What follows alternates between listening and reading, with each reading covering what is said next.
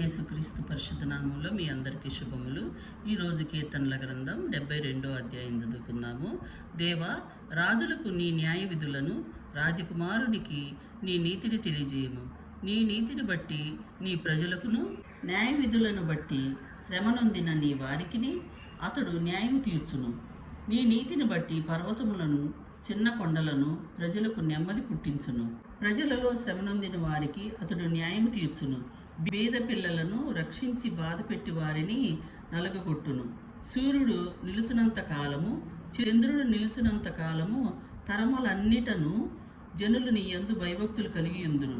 గడ్డి కోసిన బీటి మీద కురియు వాన వలె, భూమిని తడుపు మంచి వర్షము వలె అతడు విజయము చేయును.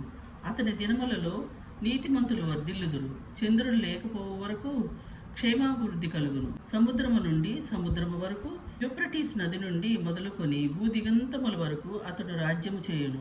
అరణ్యవాసులు అతడికి లోబడుదురు. అతని శత్రువులు మన్ను నాకెదరు. తర్షీసు రాజులు, ద్వీపపు రాజులు కపము చెల్లించెదరు. షేబారాజులు, సేబారాజులను కానుకలు తీసుకుని వచ్చెదరు. రాజులందరూ అతనికి నమస్కారం చేయుదురు.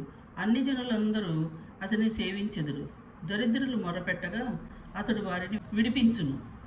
దీనులు నిరపరాధులను అతడు విడిపించును. నిరుపేదల యందును బీదల యందును అతడు కనికరించును. బీదల ప్రాణమును అతను రక్షించును. కపట బలాత్కారముల నుండి అతడు వారి ప్రాణములను విమోచించును. వారి ప్రాణము అతని దృష్టికి ప్రేమగా ఉండును. అతడు చిరంజీవి యగును. షేబా బంగారము అతనికి ఇయ్యబడును. అతని క్షేమమునకై జనులు నిత్యము ప్రార్థన చేయుదురు. దినమంతయు అతనిని పొగుడుదురు.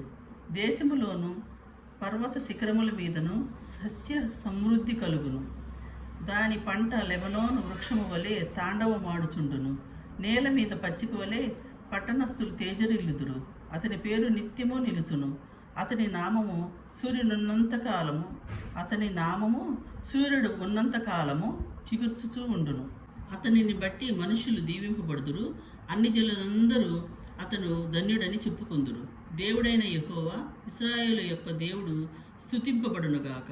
ఆయన మాత్రమే ఆశ్చర్యకార్యములు చేయువాడు.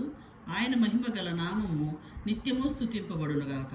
సర్వభూమి ఆయన మహిమతో నిండునుగాక. Amen, amen. యెషయి కుమారుడగు దావీదు ప్రార్థన ముగిసెను. ఆమెన్. దేవుడు మిమ్మల్ని అందరినీ దీవించునుగాక.